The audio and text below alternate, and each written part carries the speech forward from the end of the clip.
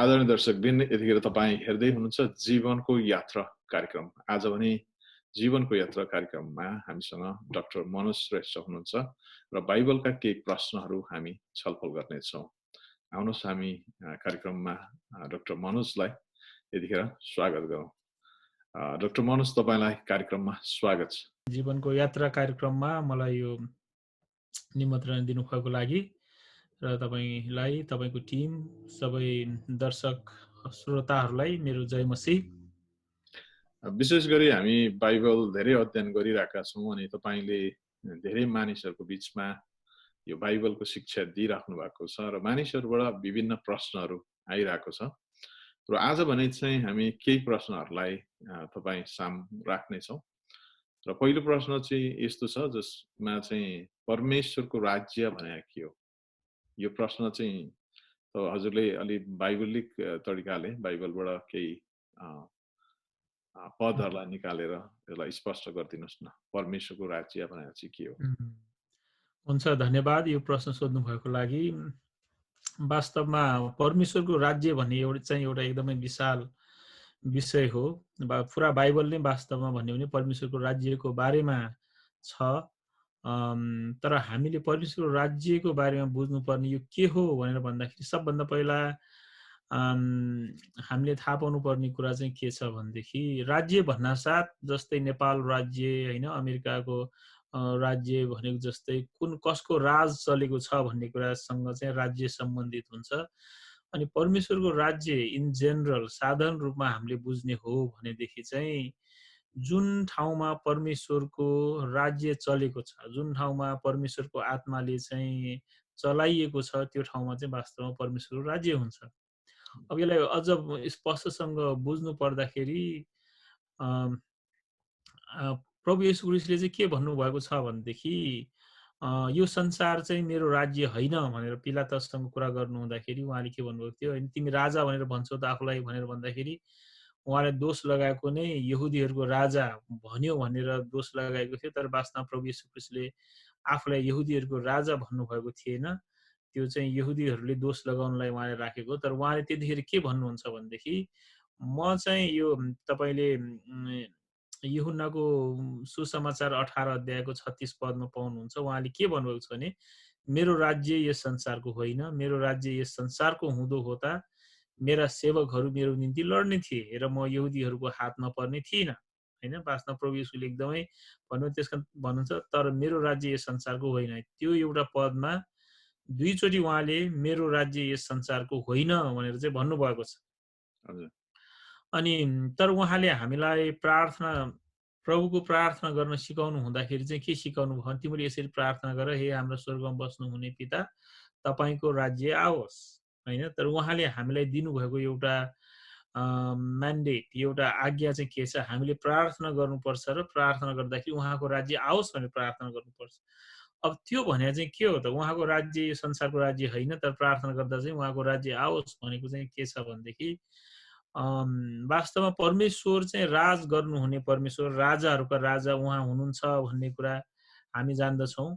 उहाँ राजाहरूको राजा हुनुभएकोले गर्दा उहाँको सिंहासन स्वर्गमा छ भन्ने कुरा पनि हामीलाई थाहा छ, हैन? अनि जब उहाँको सिंहासन स्वर्गमा छ भनेदेखि सबै ठाउँमा सबै प्रकृतिहरूले चाहिँ परमेश्वरको नियम पालन गरिरहेछ, हैन? किनभने उहाँले स्थापना गर्नुभयो, त्यो चलिराखेको छ। त्यसकारण कति मान्छेले भन्छन् पानी तल बग्नु पर्ने बगिरहेको हुन्छ, कहिले पनि पानी माथि बग्दैन, हैन? त्यो चाहिँ के छ? उहाँले जुन नियमहरू राख्नुभयो जसलाई हामी प्रकृतिको नियम भनेर भन्छौँ, त्यो चाहिँ किन छ भनेर किनभनेदेखि परमेश्वरको राज्यमा सबै कुरो चाहिँ के छ? उहाँको नियम अनुसार छ। तर अहिले मानिसले पाप गरेको कारणले गर्दाखेरि मानिसमा चाहिँ परमेश्वरको राज्य पूर्ण रूपमा छैन, परमेश्वरबाट छुटिएको छ भनेर चाहिँ त्यो भन्दछ। र अनि उहाँको निम्ति जब तपाईको राज्य आओस् भनेर हामी प्रार्थना गर्छौं भनेदेखि अनि वास्तवमा हामीले भन्नु खोज्छौं प्रभु तपाईको इच्छा अनुसारको जीवन मैले जिउन सकेको होस्, मानिसहरूमा तपाई परमेश्वरको राज्य आएको होस्, मानिसहरूमा तपाई परमेश्वरको आज्ञा पालन गर्ने स्पिरिट आएको होस्, मानिसहरूले एकअर्कालाई क्षमा दिएको होस्, मानिसहरूले एकअर्कालाई अनुग्रह गरेको होस्, मानिसहरूले हामीले एकअर्कालाई सत्यमा व्यवहार गर्न सकेको होस्, जहाँ सत्य हुन्छ, जहाँ प्रेम हुन्छ, त्यहाँ चाहिँ वास्तवमा परमेश्वरको राज्य हुन्छ। अनि त्यो भएकोले गर्दाखेरि हामीले बुझ्नुपर्ने कुरा चाहिँ के छ भने संसारका मान्छेहरूलाई हेरेर चर्चभित्रै हेरेर पनि कतिपटक परमेश्वर राज्य छ भने ग्यारेन्टी हुँदैन होइन खास। तर जब कुनै एउटा मानिस परमेश्वरलाई नचिन्ने मानिसले साँचो रूपले साँचो मनले परमेश्वरमा विश्वास गर्छ भनेदेखि परमेश्वरको राज्य उसमा आएको हुन्छ। अनि परमेश्वर राज्य उसमा आएको भन्नाको कारण चाहिँ के छ, अब ऊ परमेश्वरको आज्ञा पालन गर्ने भएको छ। परमेश्वरको कानुन चल्छ भनौँ न, परमेश्वरको व्यवस्था पालन हुन्छ भनौँ न। व्यवस्था भन्नाले परमेश्वरका नियमहरू, परमेश्वरको जे ठिक भनेको छ त्यो गर्ने, जे बेठिक छ भनेको त्यो नगर्ने, जे बेठिक छ भने त्यो नगर्ने। त्यस कारणले गर्दाखेरि परमेश्वरको राज्य चाहिँ इन अ सेन्स आत्मिक कुरा हो। जब हामी आत्मिक रूपमा परमेश्वरलाई राजा सम्झिन्छौँ र उहाँको अनुसार जीवन जिउन थाल्छौँ भनेदेखि त्यो चाहिँ परमेश्वरको राज्य आएको छ भनेर चाहिँ हामी बुझ्नुपर्छ। अब विशेष गरी परमेश्वरको राज्य यसरी बुझ्दै गर्दाखेरि चाहिँ अहिले के वास्तवमा परमेश्वरको राज्य आइसकेको छ कि आउनेवाला हो? यसमा एउटा मैले एउटा एकदम थियोलोजी पढ्दाखेरि एउटा के भन्छ भनेदेखि kingdom of God is already but not yet भनेर भन्छ के। वास्तवमा चाहिँ आयो कि आएन, परमेश्वर राज्य छ कि छैन भनेर भन्दाखेरि छन पनि छ तर पूर्ण रूपले आएको छैन। त्यसकारण परमेश्वरको राज्यमा एउटा एकदमै इन्ट्रेस्टिङ चाहिँ आइसकेको छ तर आइसकेको छैन भन्नुको मतलब तपाईको राजा प्रभु येशू ख्रीष्ट हो तर तपाईँ पूर्ण रूपले पालन गर्नुहुन्न प्रभु येशू ख्रीष्टलाई। कतिपल्ट तपाईँ चुक्नुहुन्छ होइन। अनि त्यसमा एउटा चाहिँ जब हामी साँचो रूपले पालन गर्छौँ भनेदेखि त्यतिखेर चाहिँ आएको छ। तर जब हामीले पूर्ण रूपमा पालन गर्न सकेको छैनौँ भनेदेखि परमेश्वरको राज्य हामीमा हुँदैन। अनि त्यो भएकोले गर्दाखेरि यसले परमेश्वरले हामीलाई सिकाउनु भएको उखानहरूमा हेर्छौँ भनेदेखि होइन, विशेष गरेर लुका 19 अध्यायमा हामीले हेर्छौँ भनेदेखि त्यहाँनिर चाहिँ प्रभु येशू ख्रीष्टले चाहिँ के छ एउटा उखान भन्नुभएको छ।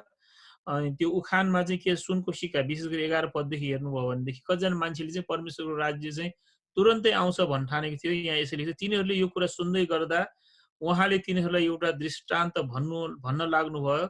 उहाँ यरुसलेमको नजिकै हुनुहुन्थ्यो अनि मानिसहरूले परमेश्वरको राज्य तुरन्तै प्रकट हुन लागेको छ भन्ने सम्झेका थिए। मान्छेको मनमा चाहिँ अब परमेश्वरको राज्य तुरन्तै आउँछ, ख्रीष्टको आगमनसँगै परमेश्वरको राज्य तुरन्तै आउँछ भन्ने सम्झेका थिए। तर प्रभुले के भन्नुभयो, एकजना खानदानी मान्छे चाहिँ के छ टाढा देशमा गएको कुराहरू होइन, त्यसपछि दिँदाखेरि नोकरहरूलाई विभिन्न सिक्काहरू दिएर गएको कुराहरू छ र पछि फर्केर आउँदाखेरि चाहिँ राम्रोसँग काम गर्न इनाम दिएको, नराम्रोसँग काम गर्नेलाई चाहिँ के छ दण्ड दिएको कुराहरू हामी त्यहाँ पाउँछौँ। त्यस कारणले परमेश्वरको राज्य चाहिँ के छ आउन बाँकी छ यो कन्टेक्स्टमा होइन। परमेश्वरले अहिले चाहिँ हामी कुन अवस्थामा छौँ, परमेश्वरले हामीलाई वरदानहरू दिएर टाढा जानुभएको अवस्थामा छ। उहाँ कहिले फर्किनुहुन्छ हामीलाई थाहा छैन। उहाँले दिनुभएको वरदान अनुसार काम गर भन्ने कुराहरूमा चाहिँ हामी छौँ भनेदेखि अनि त्यो हिसाबमा चाहिँ के छ परमेश्वरको राज्य आएको छैन, किनभने उहाँ हाम्रो राजा भइसक्नु भएको छैन। तर जब उहाँ फर्किनुहुन्छ होइन, जब उहाँले साँच्चैकै बाइबलमा हामीले पढ्दाखेरि प्रभु येशू ख्रीष्टले हामी मानिसहरूमाथि 1000 वर्षको राज्य गर्नुहुनेछ र त्यसपछि पनि सदा सर्वदा उहाँ नै हुनेछ होइन। अनि त्यो चाहिँ के हो, परमेश्वरको राज्य हो। त्यो चाहिँ फ्युचर सेन्समा छ भनेदेखि अनि यो लुका 17 अध्यायकै 20-21 पदमा चाहिँ के छ भने पूर्ण रूपले भविष्य पनि होइन। किनभने लुका 17 अध्यायको 20 र 21 पदमा के लेखेको छ भनेदेखि परमेश्वरको राज्य कहिले आउँछ भन्ने फारसीहरूको प्रश्नको जवाफमा उहाँले तिनीहरूलाई भन्नुभयो, परमेश्वरको राज्य देखिने गरेर आउँदैन, न त मानिसहरूले भन्नेछन् हेर यहाँ छ अथवा त्यहाँ छ, किनभने हेर परमेश्वरको राज्य तिमीहरूकै बीचमा छ। यहाँ चाहिँ प्रभुले के भन्नुभयो, तिमीहरूको बीचमा छ भनेर भन्नुभयो होइन। वास्तवमा उहाँले अब आउनेवाला छ हामी पर्खेर बस्छौँ भन्ने मात्र सेन्समा बसिरहेको हुन्छ नि कतिपटक हामी। त्यो भन्यो अहिले परमेश्वर राज्य छैन भन्ने जस्तो सोच्छ, तर प्रभुले के भन्यो अहिले नै छ भनेर पनि भन्नुभएको छ भनेदेखि पछि पनि छ। अनि त्यो सेन्समा चाहिँ हामीले चाहिँ अलरेडी बट नट येट उहाँको राज्य, जब प्रभुको राज्य अनुसार हामी जिउँछौँ भनेदेखि त्यहाँ परमेश्वरको राज्य छ। जब हामी उहाँको आज्ञा पालन गर्छौँ भनेदेखि त्यहाँ परमेश्वरको राज्य छ, तर उहाँ राजा भएर आइसक्नु भएको छैन। वो एक दिन त्यो पूर्ण रूपमा पनि हामीले के गर्नेछौँ, देख्नेछौँ भन्ने कुरा चाहिँ हामीले बुझ्नुपर्छ। विशेष गरी अर्को एउटा प्रश्न हामीलाई आएको चाहिँ यो कोभिड-19 जुन संक्रमणको अवस्था छ, धेरै मान्छेहरू संक्रमित छन्, यो समयमा चाहिँ परमेश्वरले जाँच गरेको भन्छन् कतिले चाहिँ परमेश्वरले परीक्षा दिनुभएको भन्छन्। यो अलिकति जाँच र परीक्षा भने के हो, यसको कतिको भिन्नता छ, यसलाई बाइबलले के कुराहरू गर्छ अथवा कोभिड-19 सँग यो कतिको रिलेटेड छ, यो कुरालाई पनि बताइदिनुहोस् न कसो हो। धन्यवाद प्रश्नको लागि। कोभिड-19 भन्दा अगाडि यो जाँच र परीक्षा हैन, जाँच र परीक्षा नेपाली शब्दमा भन्दाखेरि त्यति फरक सुनिँदैन। अंग्रेजीमा चाहिँ अलि फरक छ। अंग्रेजीमा टेस्ट एन्ड टेम्पटेसन भनेर भन्छ। अंग्रेजीमा चाहिँ टेस्ट भनेको छुट्टै हो, टेम्पटेसन भनेको चाहिँ एकदमै छुट्टै हो। त्यसकारण हामीले बुझ्नुपर्ने कुरा चाहिँ टेस्ट के हो, टेम्पटेसन के हो र परमेश्वरको के सम्बन्ध छ टेस्ट र टेम्पटेसनमा भन्दाखेरि, अनि सबभन्दा पहिला हामीले थाहा पाउनुपर्ने कुरा चाहिँ के छ भनेदेखि टेस्ट भनेको चाहिँ जाँच गर्नु, सिम्पली यो ठिक छ कि छैन भन्ने जाँच गर्ने आउँछ हाम्रो सिम्पल बुझाइ अनुसार। अनि बाइबलमा पढ्दाखेरि हामी के छ भनेदेखि परमेश्वरले चाहिँ जाँच गर्नुहुन्छ हैन, परमेश्वरले गड टेस्ट पिपल। अनि एउटा भनाइ पनि के छ भने unless something can be tested it cannot be trusted. कुनै चिजलाई जाँच गरेर हेरेको छैन भने त्यसलाई भरोसा गर्न सकिँदैन। परमेश्वरले पनि मलाई जाँचेर हेर भनेर भन्नुभएको छ हैन। अनि त्यो सेन्समा टेस्ट गर्नु चाहिँ टेस्ट एकदम पोजिटिभ इमेज छ। अनि टेस्ट गर्दाखेरि एउटा साधारण उदाहरण म के दिन्छु भनेदेखि जब टेस्ट आउँछ भनेदेखि टेस्ट चाहिँ जब तपाईँको प्रगति हुने हो त्यतिखेर टेस्ट आउँछ, जब तपाईँलाई माथि उन्नति हुने हो त्यतिखेर टेस्ट आउँछ। जस्तै हामी 4 क्लासबाट नेपालको कन्टेक्स्टमा जाँच हुँदाखेरि भनौँ न 4 क्लासबाट 5 क्लासमा जानुभन्दा अगाडि जाँच आउँछ हैन। जाँचमा पास भयो भनेदेखि हामी 5 मा जान्छौँ, अझै पास भयो भने 6 मा जान्छौँ, गर्दै गर्दै अगाडि माथि माथि जान्छौँ। त फेल भयो भने जहाँको त्यहीँ बसिरहेको छौँ हैन। त्यो चाहिँ एउटा टेस्टको उदाहरण हो।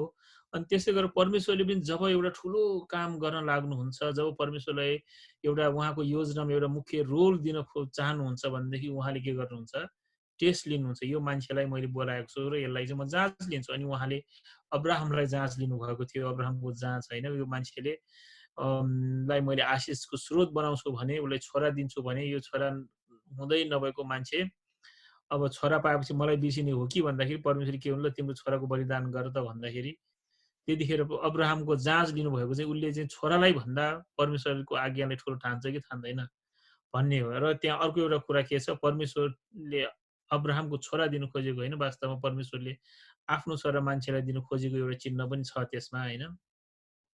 त्यसै गरी युसुफको जाँच लिनुभएको कुरा छ। युसुफलाई जुन बेलादेखि परमेश्वरले दर्शन दिनुभएको छ, ऊ लिडर हुन्छ भन्ने कुरामा त्यो बेलादेखि उसको जीवनमा चाहिँ के छ, एकदम ओह्रालो आएको छ। ऊ चाहिँ के छ, आफ्नै दाजुभाइबाट धोका पाएको छ, बेचिएको छ, दास भएको छ हैन। जहिले जहिले असल काम गर्छ त्यतिखेर उसको चाहिँ नराम्रो भइरहेछ। तर उसको गाह्रो अवस्था भयो भने, नराम्रो भयो भने एउटा बाइबलमा तपाईँले के पढ्न पाउनुहुन्छ भने गड वाज विथ जोसेफ भनेर। अनि जाँचको बेलामा पनि एकदमै बिहान सबेरै उठेर रातिसम्म काम गर्दाखेरि पनि गड वाज विथ जोसेफ। गाह्रो त थियो तर त्यो टेस्ट थियो, किनभने सधैँ त्यो गाह्रो हुनेवाला थिएन। पछि चाहिँ के हुन्छ, उसलाई मिश्र देशको फारो पछिको दोस्रो हैन प्रधानमन्त्री जस्तै नै ऊ चाहिँ बनेको हुन्छ, किनभने राजा र पालो प्रधानमन्त्री जस्तै। त्यसकारण टेस्ट भनेको कुरा हामीले बुझ्नुपर्ने कुरा चाहिँ के छ भने यो चाहिँ परमेश्वरले गर्नुहुन्छ र यसले चाहिँ उन्नति गराउँछ। यसमा फेल भयो पनि के छ, तपाईँको त्यति नोक्सान पर्दैन, तपाईँ पाउने असल मात्र नपाउने हुन्छ भनेदेखि टेम्पटेसन भनेको चाहिँ एकदम फरक हो। टेम्पटेसन भनेको ठ्याक्कै टेस्टको उल्टा हो। मान्छेलाई जब खसाल्नु पर्यो भनेदेखि यसलाई चाहिँ के गरेदेखि म खसाल्न सक्छु भन्ने जब हाम्रो मान्छेको भावना आउँछ नि, त्यो चाहिँ टेम्पटेसन हो। जस्तै भनौँ यहाँ एउटा उदाहरण दिँदाखेरि के छ भनेदेखि मोटिभमा एउटा पद म भन्न चाहन्छु हैन। यो विशेष गरी यूहन्नाको पुस्तक 8 अध्यायको 6 पदमा चाहिँ के छ, यहुदीहरूले चाहिँ प्रभु येशू ख्रीष्टलाई चाहिँ प्रश्न सोधिरहेछ। यो हामीले यो टेम्पटेसनको बारेमा यो यूहन्नाको सुसमाचार 8 अध्यायमा हेऱ्यौँ भनेदेखि होइन त्यहाँनिर के छ कतिजना फारिसी र शास्त्रीहरूले चाहिँ प्रभु येशू ख्रीष्टलाई टेम्पटेसनमा पार्न लागेको थियो। त्यो चाहिँ के गर्यो, उनीहरूले एकजना व्यभिचारमा पक्रेको स्त्रीलाई प्रभु येशू ख्रीष्टकोमा ल्याएर भन्छ होइन, यहाँ 4 पददेखि पढ्छु। तिनीहरूले उहाँलाई भने, गुरुज्यू, यो स्त्री व्यभिचारको कर्म पक्राउ परी, व्यवस्थामा मोसाले यस्ताहरूलाई ढुङ्गाले हान्ने हामीलाई आज्ञा दिएका छन्, तपाईँ यसको बारेमा के भन्नुहुन्छ भने उनले सोध्यो प्रश्न। यसो हेर्दाखेरि प्रश्न सोधे जस्तो छ, तर 6 पदमा के लेखेको छ, तर तिनीहरूले उहाँको जाँच गर्नलाई र उहाँमाथि अभियोग लाउन सकिन्छ कि भनेर यसो भनेका थिए। तिनीहरूको मोटिभ चाहिँ के छ, जवाफ राम्रो नराम्रो उनीहरूलाई जान्न मन लागेर होइन, तर केही गरेर उसले मिस्टेक भन्यो भने उसलाई हामीले अभियोग लाउन पाउँछ भनेर। अनि प्रभु येशू ख्रीष्टले चाहिँ न्यू इयर उनीहरूले जवाफ दिनु भएन, तिम्रो मध्ये जो चाहिँ पाप छैन उसैले ढुङ्गा हिर्काउ पहिला भनेर भनेपछि उनीहरू सब छोडेको कुरा छ। अनि त्यस कारणले गर्दाखेरि भित्र मनमा ट्र्याप राख्ने छ नि, कसैले ट्र्याप राख्दाखेरि चाहिँ हामी कसरी राख्छौँ भनेदेखि उसलाई मनपर्ने कुरा राखेर गर्छौँ नि, टेम्पटेसन भनेर चाहिँ त्यो। अनि शैतानले चाहिँ वास्तवमा टेम्पटेसन ल्याउँछ। अनि शैतानले टेम्पटेसन ल्याउने भएकोले गर्दाखेरि यहाँ विशेष गरेर यो बाइबल एउटा पद भन्नु पर्दाखेरि चाहिँ के छ भनेदेखि कसैले पनि यो नभनोस् कि परमेश्वरले मलाई परीक्षा गर्छन् भनेर यो याकुब 1:13 मा लेखेको छ। म पढिदिन्छु। परीक्षा हुँदा कसैले पनि यसो नभन्नुहोस्, परमेश्वरद्वारा मेरो परीक्षा भएको हो, किनकि कुनै खराब कुराबाट परमेश्वरको परीक्षा हुन सक्दैन र उहाँ आफैले पनि कुनै मानिसको परीक्षा गर्नुहुन्न। यहाँ चाहिँ टेम्पटेसनको कुरा छ। कसैले पनि आफू लोभमा परेर खस्न लाग्दै ओहो म त खसेँ, यसो धोका पाएँ भनेर भन्दाखेरि परमेश्वरले मेरो परीक्षा लिएको नभनोस्, किन भनेदेखि परमेश्वरले कहिले पनि कुनै मान्छेको परीक्षा लिनुहुन्न, कसैलाई लोभमा पारेर ट्र्यापमा पार्न खोज्नुहुन्न। तर हामी कसरी परीक्षामा पर्छौँ भन्दाखेरि 14 र 15 पदमा भन्छ, हरेक मानिस आफ्नै खराब इच्छाद्वारा लोभिएर परीक्षामा पर्छ। तब खराब इच्छाले गर्भधारण गरेपछि त्यसले पाप जन्माउँछ, पाप पुरै बढेपछि मृत्यु ल्याउँछ। वास्तवमा परीक्षाले चाहिँ मृत्युमा लान्छ किन त्यो खराब इच्छाबाट आउने रहेछ। खराब इच्छामा परिसकेपछि चाहिँ के छ, त्यसले गर्भधारण गरेर पाप जन्माउँछ, पापले चाहिँ मृत्यु ल्याउँछ। त्यसकारण टेम्पटेसन चाहिँ पापसँग सम्बन्धित छ अनि टेम्पटेसनले सधैँ तल गिराउँछ।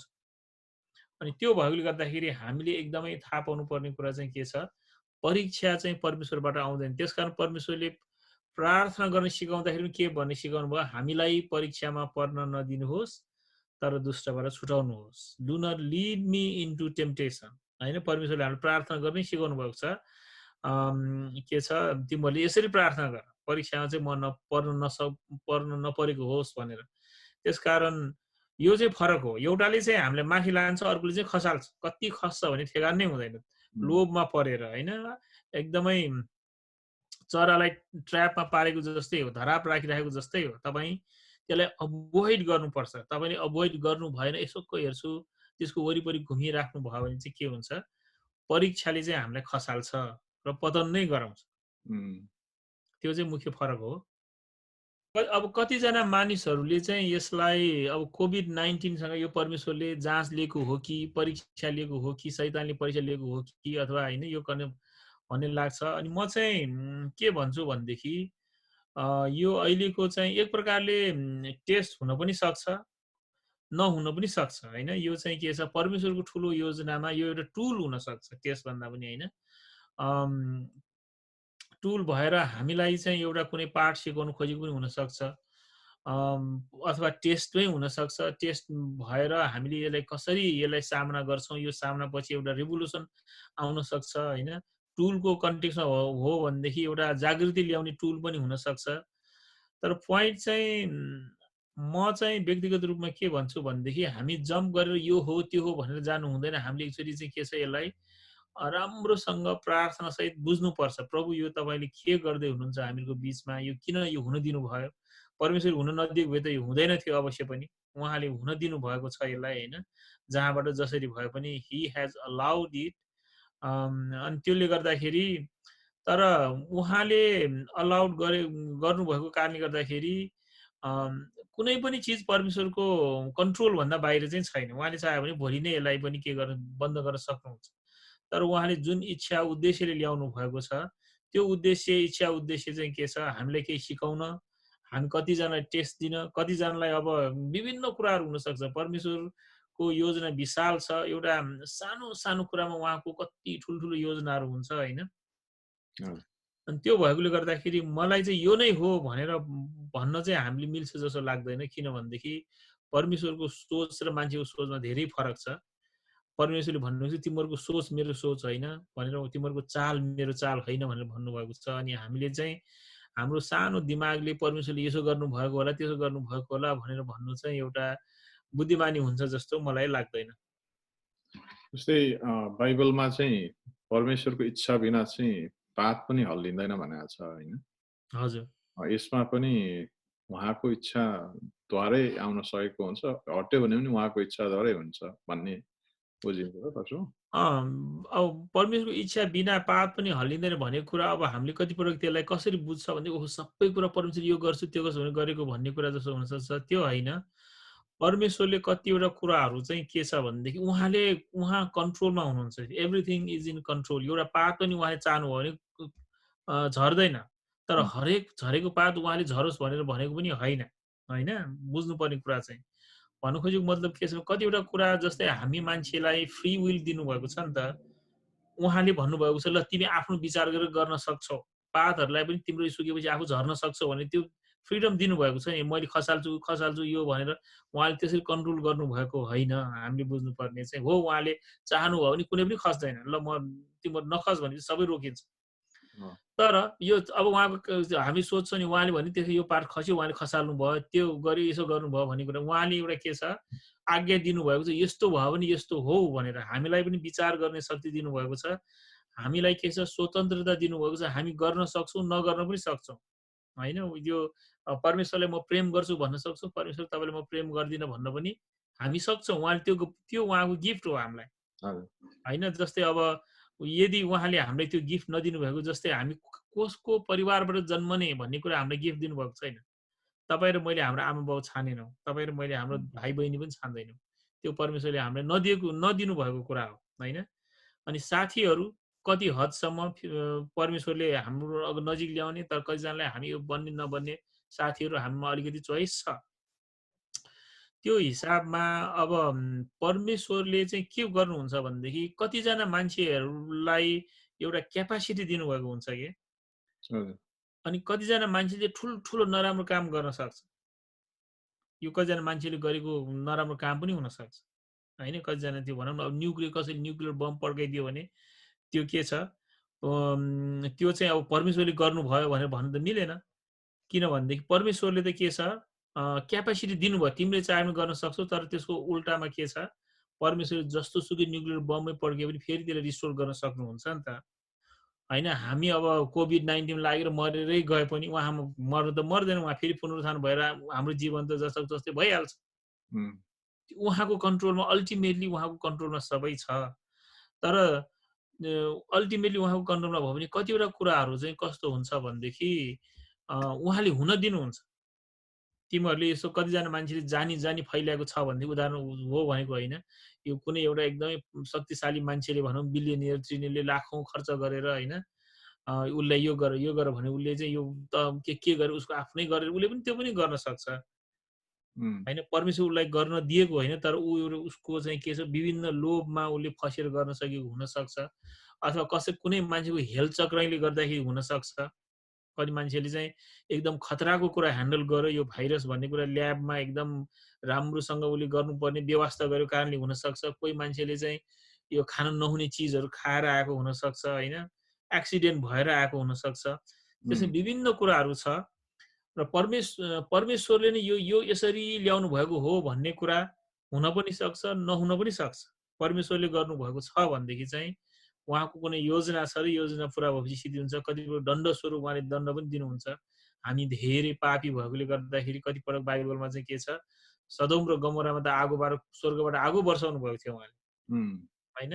नुहको समयमा सबैलाई पानीले डुबाइदिनु भएको थियो। हामी धेरै दुष्ट भएर परमेश्वरको एकदमै विरोधमा मात्र गएको कारणले गर्दाखेरि दण्ड स्वरूप आएको पनि हुनसक्छ। त्यस कारण धेरै पोसिबिलिटीहरू छ। अनि त्यो पोसिबिलिटी भएकोले गर्दाखेरि हामीले प्रार्थनामा परमेश्वरसँग पश्चाताप गरेर प्रभु यो के हो भनेर हामी उहाँकोमा आफैले नम्र पारेर जान्नु चाहिँ बुद्धिमानी हुन्छ। यो कारणले यो गरेको हो भन्नु चाहिँ अलि बुद्धिमानी हुन्छ जस्तो मलाई लाग्दैन। कार्यक्रममा आइदिनु भयो। यतिखेर हामी कार्यक्रमको अन्तमा छौँ र जाँदा जाँदै हजुरले यो कोभिड-19 मा पीरमार्कामा परेका अथवा यो समयमा एकदमै निराश भइरहेका मानिसहरूलाई 2 शब्द के भनिदिन चाहनुहुन्छ? हुन्छ, धन्यवाद। यो एउटा धेरै गाह्रो समय हो हैन। हाम्रो जीवनमा परमेश्वरले विभिन्न किसिमको समय दिनुहुन्छ। अनि मैले यसो विचार गर्दाखेरि यस्तो समय विगत 100 वर्षमा कहिले पनि आएको थिएन। संसारभरि नै एउटै कुराले यसरी चाहिँ संसारभरिका मान्छे एउटै किसिमको अनुभव गरिरहेछ, चाहे अमेरिका होस्, चाहे नेपाल होस्, चाहे युरोप होस् हैन, एसिया होस्। अनि यो एउटा चाहिँ एकदमै ठुलो अनुभवको समय हो, गाह्रो छ। तर म के भन्न चाहन्छु तपाईहरुलाई भनेदेखि परमेश्वरमा भरोसा गर्नुहोस्। परमेश्वरको नियन्त्रणमा भन्दा बाहिर कुनै पनि चीज छैन। र यो अवस्थामा हामीले how can I make best use of my time, तपाईँको यो समय सायद यो जस्तो समय अर्को नआउन सक्छ। कसरी मेरो यो समयलाई राम्रोसँग उपयोग गर्ने हो भन्ने कुरामा सोच्नुहोस्। हामीलाई फरक फरक वरदानहरू, फरक फरक मौकाहरू दिनुभएको छ। फरक फरक मान्छेहरू लाई हामीले सहायता गर्न सक्ने उहाँले बनाउनु भएको छ होला। मैले के राम्रो कुरा गर्न सक्छु यो नराम्रो कुरामा? क्राइसिस अलवेज क्रिएट्स लिडर भनेर भन्छ। यो क्राइसिसमा तपाईँ एउटा लिडर भएर इमर्ज हुन पनि सक्नुहुन्छ हैन। क्राइसिसमा तपाईँ नहराउनुहोस्। क्राइसिसलाई तपाईँले एउटा च्यालेन्जको रूपमा लिनुहोस्, सहायता गर्नुहोस् हैन। परमेश्वरमा प्रार्थना गर्नुहोस्, अगाडि बढ्नुहोस्। र यो एउटा चाहिँ दुःखको भन्दा एउटा झन् एउटा राम्रो परमेश्वरको मानिसहरूलाई सहायता गर्ने समय हुन सक्छ। यदि तपाईँ आफू एकदमै गाह्रोमा पर्नु भएको छ भनेदेखि हैन, तपाईँ एकदम हौसला राख्नुहोस्, प्रार्थना गर्नुहोस्। यदि कोही तपाईँको नजिक छ भनेदेखि सहायता माग्न नहिचकिचाउनुहोस्। एक दुईजनाले सहायता नगर्दाखेरि पनि निराश नहुनुहोस् हैन। परमेश्वर सबै मान्छेले गर्छ भन्ने ग्यारेन्टी छैन र गर्नै पर्छ भन्ने पनि छैन, तर गर्नेहरू पनि छ। यदि तपाईँले हिम्मत हार्नु भएन भनेदेखि तपाईँले त्यस्तो व्यक्तिहरू पनि भेट्नुहुनेछ र यो समस्या एक दिन समाधान हुनेछ भन्ने कुरा चाहिँ कहिले पनि नबिर्सनुहोस्। दर्शकबिन, आज हामीसँग डाक्टर मनोज श्रेष्ठ हुनुहुन्थ्यो र तपाईहरुले सुनिहाल्नुभयो परमेश्वरको राज्य भने के हो र उहाँले एकदमै मजाले त्यसको विश्लेषण गर्नुभयो, उत्तर दिनुभएको छ। अनि जाँच र परीक्षामा के भिन्नता छ अनि कोभिड-19 मा हामीले कसरी यसलाई यो समयमा कसरी हामी एकले अर्कालाई सहायता गर्न सक्छौं भन्ने कुरा हामीलाई बताइदिनु भएको छ। कार्यक्रम हेरिदिनु भएको लागि विशेष गरी धन्यवाद दिन चाहन्छु। यो कार्यक्रम तपाईले लाइक, सब्स्क्राइब र शेयर गर्न पक्कै पनि नभुल्नुहोस्। तपाईहरु प्रत्येकलाई परमेश्वरले आशीष दिनुभएको छ। हस्त, जय मसीह।